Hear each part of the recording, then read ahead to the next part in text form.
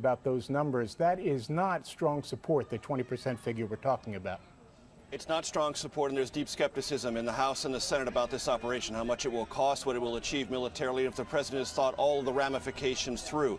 That's one element the president has got to deal with. That's why there's a briefing with those Senate Republicans and Democrats today. We've also learned the White House has extended the opportunity for every House member, Republican and Democrat, to receive a classified briefing in person here in Washington tomorrow. There's no way of knowing whether or not that suggests an attack, should it come, would happen before or after that, but it's part of this ongoing process the administration has been undergoing to try to tell members of Congress this was a threat to international norms. It must be punished, and the president has a good idea about how to achieve that without embedding the United States in the middle of what is now a protracted civil war in Syria. It's gone on for more than 2 years and claimed more than 120,000 lives. Jim? But, Major, what you're talking about here is clearly a two-pronged approach. One, in terms of getting the necessary political support from both the Senate and the House, which he's attempting to do with outreach both today and tomorrow, as you talk about. And then also, as we can hear from the sounds of the protests outside the North Gate of the White House, there's also this push to get the American public behind him.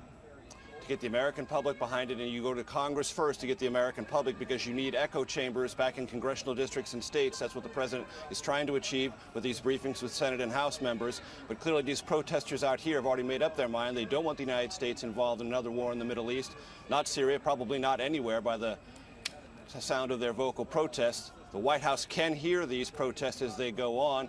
And the context for the president is he also knows that internationally, without Great Britain and with only France, he has a very small coalition and no prospects of getting United Nations Security Council approval for any military strike, Major, no matter how narrow it's defined. Let me just jump in right here, Major. I'm sorry to do that, but here is the President of the United States, Barack Obama.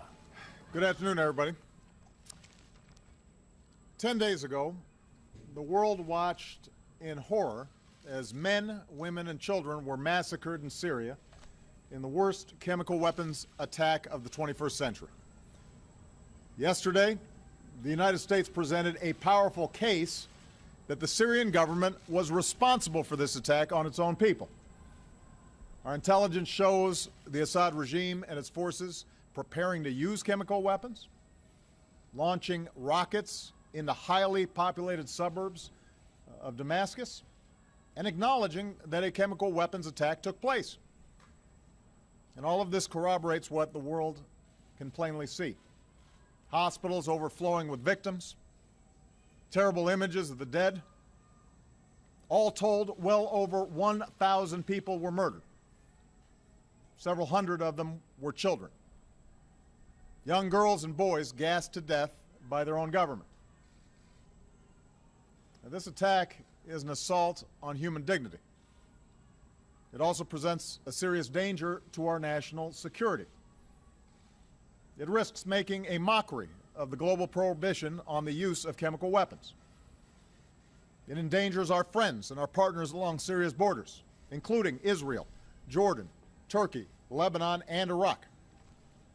It could lead to escalating use of chemical weapons or their proliferation to terrorist groups who would do our people harm. In a world with many dangers, this menace must be confronted. Now, after careful deliberation, I have decided that the United States should take military action against Syrian regime targets. This would not be an open-ended intervention. We would not put boots on the ground. Instead, our action would be designed to be limited in duration and scope. But I'm confident we can hold the Assad regime accountable for their use of chemical weapons, deter this kind of behavior, and degrade their capacity to carry it out.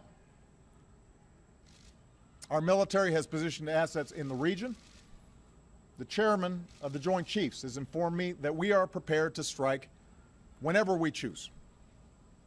Moreover, the chairman has indicated to me that our capacity to execute this mission is not time sensitive. It will be effective tomorrow, or next week, or 1 month from now.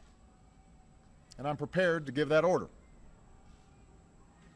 But having made my decision as Commander-in-Chief based on what I am convinced is our national security interests, I'm also mindful that I'm the president of the world's oldest constitutional democracy. I've long believed that our power is rooted not just in our military might, but in our example. as a government of the people, by the people, and for the people. And that's why I've made a second decision. I will seek authorization for the use of force from the American people's representatives in Congress. Over the last several days, we've heard from members of Congress who want their voices to be heard. I absolutely agree. So this morning I spoke with all 4 congressional leaders, and they've agreed to schedule a debate and then a vote as soon as Congress comes back into session. In the coming days, my administration stands ready to provide every member with the information they need to understand what happened in Syria and why it has such profound implications for America's national security. And all of us should be accountable as we move forward, and that can only be accomplished with a vote. I'm confident in the case our government has made without waiting for UN inspectors. I'm comfortable going forward without the approval of a United Nations Security Council that so far has been completely paralyzed and unwilling to hold Assad accountable. As a consequence, many people have advised against taking this decision to Congress. And undoubtedly they were impacted by what we saw happen in the United Kingdom this week when the parliament of our closest ally failed to pass a resolution with a similar goal, even as the Prime Minister supported taking action. Yet while I believe I have the authority to carry out this military action without specific congressional authorization, I know that the country will be stronger if we take this course, and our actions will be even more effective. We should have this debate because the issues are too big for business as usual. And this morning, John Boehner, Harry Reid, Nancy Pelosi, and Mitch McConnell agreed that this is the right thing to do for our democracy. A country faces few decisions as grave as using military force, even when that force is limited. I respect the views of those who call for caution, particularly as our country emerges from a time of war that I was elected in part to end. But if we really do want to turn away from taking appropriate action in the face of such an unspeakable outrage, then we must acknowledge the costs of doing nothing. Here's my question for every member of Congress and every member of the global community. What message will we send if a dictator can gas hundreds of children to death in plain sight and pay no price? What's the purpose of the international system that we've built if a prohibition on the use of chemical weapons that has been agreed to by the governments of 98% of the world's people and approved overwhelmingly by the Congress of the United States is not enforced? Make no mistake, this has implications beyond chemical warfare.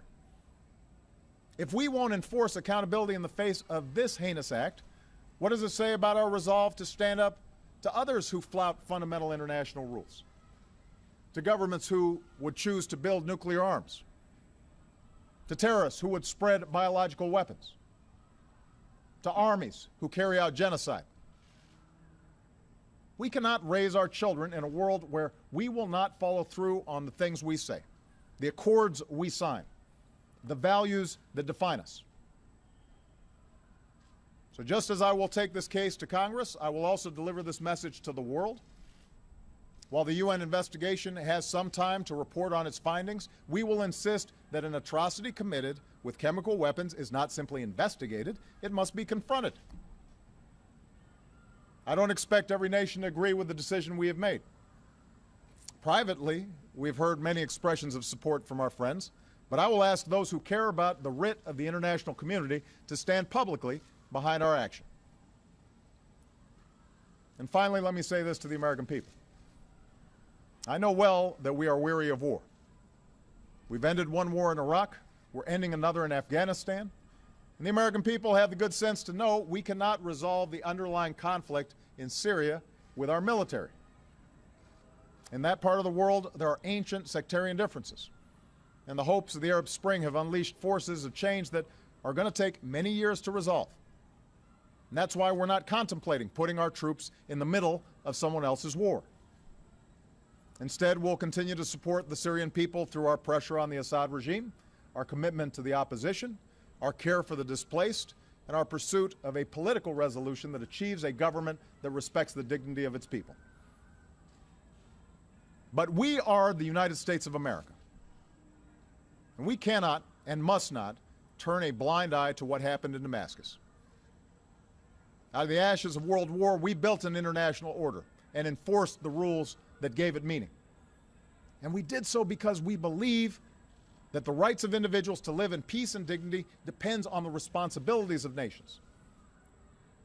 We aren't perfect, but this nation, more than any other, has been willing to meet those responsibilities. So to all members of Congress of both parties, I ask you to take this vote for our national security. I am looking forward to the debate. And in doing so, I ask you, members of Congress, to consider that some things are more important than partisan differences or the politics of the moment. Ultimately, this is not about who occupies this office at any given time. It's about who we are as a country. I believe that the people's representatives must be invested in what America does abroad. And now's the time to show the world that America keeps our commitments. We do what we say, and we lead with the belief that right makes might, not the other way around. We all know there are no easy options, but I wasn't elected to avoid hard decisions, and neither were the members of the House and the Senate. I've told you what I believe, that our security and our values demand that we cannot turn away from the massacre of countless civilians with chemical weapons. And our democracy is stronger when the President and the people's representatives stand together. I'm ready to act in the face of this outrage.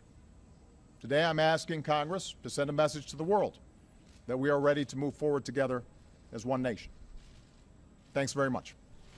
Will you forgo a strike if Congress... President Barack Obama updating the American people on the situation in Syria, what he called, quote, the atrocity in Syria, the use of chemical weapons that killed more than 1,400 people.